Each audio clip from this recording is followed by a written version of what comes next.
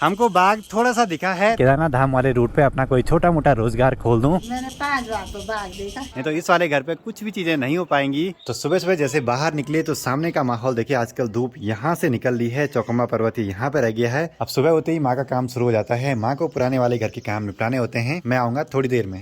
रोटी खा पहले। रोटी खाते हैं। माँ को बस मेरी रोटी की लगी रहती है।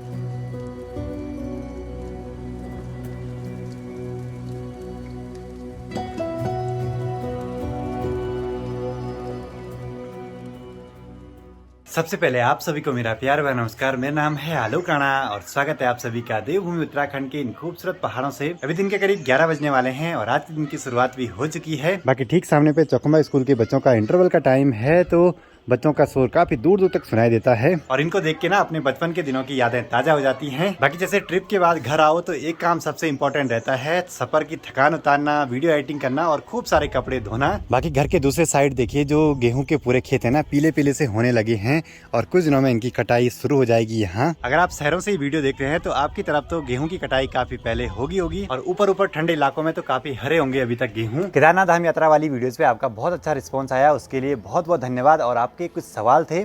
पहला सवाल ये कि क्या अपने बच्चों को केदारनाथ धाम ले जा सकते हैं, तो छोटे बच्चों को बिल्कुल मत ले जाना, क्योंकि वहाँ की वेदर कंडीशन बहुत ही खराब है, बहुत ही बर्फबारी है, ठंडा है। बाकी दूसरा कि ठंड होने की वजह से वहाँ अपने साथ गर्म कपड़े, मोजे, ग्लव्स वगैरह सब कुछ चीज़ें रख देना और रेनकोट वगैरह भी जरूर से रख देना, क्योंकि केदार घाटी का मौसम कब बदल जाए कुछ पता नहीं रहता है। अब बात आती है रहने और खाने की सुविधाओं की, तो पूरे रास्ते भर में आपको रहने और खाने की पूरी व्यवस्थाएं मिल जाएंगी, लेकिन केदारनाथ धाम में पहुंचते ही सबसे पहले रहने की व्यवस्था कर देना।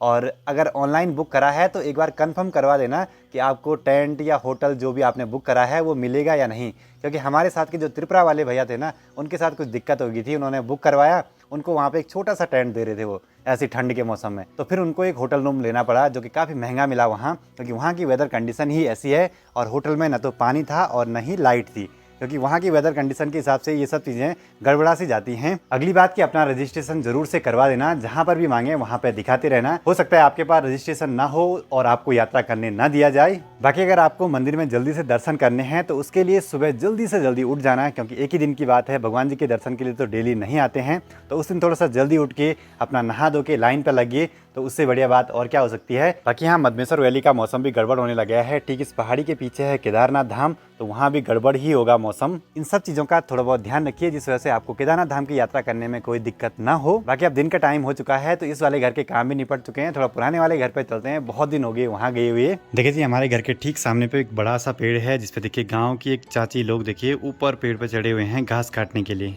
तो सोचिए इतने बड़े बड़े पेड़ों पे चढ़ना होता है पहाड़ की महिलाओं को। एक और सवाल आया था कि केदारनाथ धाम में कौन सा मोबाइल नेटवर्क अच्छे से काम कर रहा था। जियो और एयरटेल वहाँ अच्छे से चल रहे थे। मेरी एयरटेल पे वीडियो भी अपलोड हो गई थी। और आगे बढ़ते हुए यहाँ पे छोटे छोटे बच्चे मिले हैं। तुम्हें स्कूल नहीं आया है? आज नहीं गई, छुट्टी मांगी, घर में गाड़ी चला रहे, ये भाई स्कूल नहीं गई वाला आज है। देखिए जी, अपना जो लोकल मार्केट मनसुना है बिल्कुल सुनसान सा होने लगा है, क्योंकि सभी लोग यहाँ से केदारनाथ धाम के आसपास चले गए हैं अपने अपने रोजगार पे। और अगले कुछ टाइम तक यहाँ मनसुना मार्केट में ऐसे ही सुनसान सा माहौल बना रहेगा। इक्का दुक्का ही गाड़ियाँ यहाँ रहती हैं। कभी कभी मन में ख्याल आता है कि केदारनाथ धाम वाले रूट पे अपना कोई छोटा मोटा रोजगार खोल दूँ। फिर मन में दूसरा ख्याल आता है कि हम तो डेली व्लॉगर हैं, तो उतने टाइम के लिए वीडियो नहीं बन पाएंगी, तो गड़बड़ हो जाएगी। फिर यहाँ पे स्रोत से पानी आ रहा है, तो अपनी बाइक को एक बार धो लेते हैं अच्छे से। एक बारी के लिए मुझे लगा यहाँ पे कोई डब्बा वगैरह नहीं है, लेकिन डब्बा भी मिल गया है, गाड़ी वालों ने रखा होगा धोने के लिए।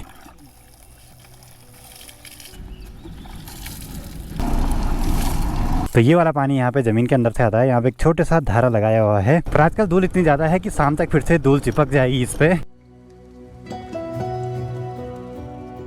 अब जैसे बहुत दिनों के बाद किसी जगह पे जाओ तो वहाँ बहुत सारे परिवर्तन दिखाई देते हैं। अब मुझे जैसे यहाँ फील हो रहा है, बहुत सारी हरियाली बढ़ गई है, फूल भी प्यारे प्यारे से खिले हुए हैं, यहाँ का माहौल भी काफी चेंज दिखाई दे रहा है। सामने केदारनाथ वैली की ओर से मौसम गड़बड़ हो रहा है और यहाँ देखिए प्यारे प्यारे से रंग बिरंगे फूल खिले हुए हैं गुलाब के। और एक यहाँ पे दूसरे कलर का गुलाब का फूल देखिए कितना बड़ा सा है, बहुत प्यारा लग रहा है ये भी। कम दी कफन कफन कफन माँ को बाघ दिखिए ऊपर वाली पहाड़ी पे। हमको बाघ थोड़ा सा दिखा है, दूसरा उसके साथ का पता नहीं कहाँ गया। बल्कि पापा जी भी घर आ रहे थे, पापा जी ने भी ऊपर रोड से देख लिया था सामने पे। माँ ने 2 देखे, मैंने 1 देखा, पापा जी ने भी 1 देखा। तो जंगल का एरिया है तो बाघ तो दिखाई देते हैं भाई। और वहीं पास में ना कोई महिलाएं भी हैं घास काट रही, तो महिलाओं को भी दिख जाता है, पर उनके हाथ में थमाली तो थड़ी रहती ना। हमारे यहाँ बोलते हैं थमाली ततड़ी अगर हाथ पे हो तो बाघ अटैक नहीं करता है। पहाड़ की महिलाओं का जीवन बहुत कठिन होता है। जंगल से घास ले आते हुए कभी जंगली जानवरों से सामना भी हो जाता है। माँ से पूछते हैं कि इनको कभी कोई जानवर दिखा भी है? बाघ भी दिखे? मैंने 5 बार तो बाघ देखा। 5 बार बाघ देखा है और 2 बार भालू देखा। 2 बार भालू। मेन 2 ही जानवर हैं जो खतरनाक होते हैं। और सांप तो पता नहीं कितनी बार सांप तो दिखते रहते हैं। बाकी जिसको हम बाघ बोलते हैं वो तेंदुआ होता है, जो हमारे घर के आसपास बहुत ज्यादा मिल जाता है। जंगली जानवरों पर अटैक करता रहता है, साथ ही साथ कभी अपने मवेशी और गांव के जो कुत्ते होते हैं उन पे भी अटैक कर देता है। शाम के 3:15 हो रहे हैं और बाहर मौसम पूरा गड़बड़ सा हो गया है। सामने से बहुत भयंकर बारिश आ रही है, तेज हवाएं चल रही हैं।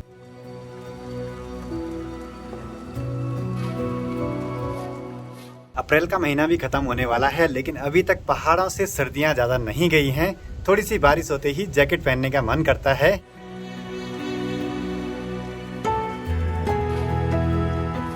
बाहर खूब सारी बारिश लग रही है और मौसम काफी ठंडा हो गया है। शायद केदारनाथ धाम के आसपास अभी बर्फबारी हो रही होगी।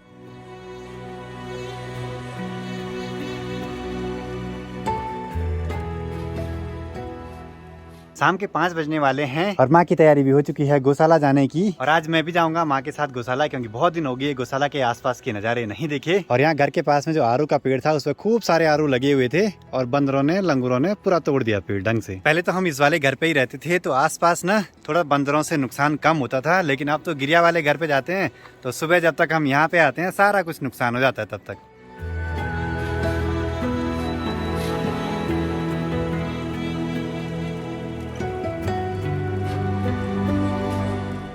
इस बार हमारे नाशपाती का भी नुकसान हुआ और घर में जो आड़ू लगे थे उनका भी ज़्यादा नुकसान हो गया है। तो कुछ ना कुछ तो जुगाड़ करना ही पड़ेगा, नहीं तो इस वाले घर पे कुछ भी चीज़ें नहीं हो पाएंगी।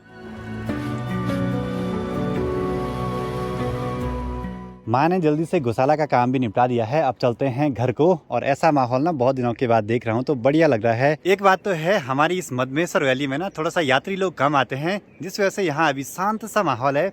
सामने केदारनाथ वैली में आजकल खूब सारा शोर शराबा रहता है, गाड़ियों की आवाज़, हेलीकॉप्टर की आवाज़, लेकिन यहाँ वैसा माहौल नहीं है।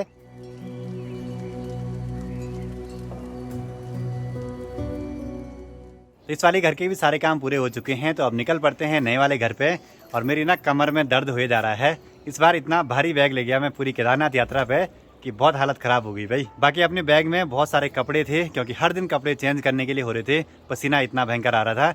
बाकी अपना laptop, drone, camera, power bank, charger वगैरह और भी भारी हो जा रहा था फिर। और आज हर समय हमारी नज़र ठीक सामने वाली पहाड़ी पे लग रही है, क्योंकि दिन को वहाँ पे बाघ देखा था। इस वाले रास्ते पे आजकल गाड़ियाँ चलना भी बहुत कम हो गया है और दिन के टाइम पे ना यहीं पास पे हमने बाघ देखा था। तो भी फिर से देखते हैं कहीं पे क्या पता दिख जाए। यहीं पास में इस वाली धार पे सामने पे अपना घर है, ऐसे जंगल के बीच तो दिखेगा नहीं। चलो चलते हैं। तो जैसे ही यहाँ घर पे पहुंचा तो देखा कि सामने के पहाड़ों से बादल छटे हुए हैं और बहुत ही सुंदर चमक रही हैं बर्फ से ढकी हुई चोटियां।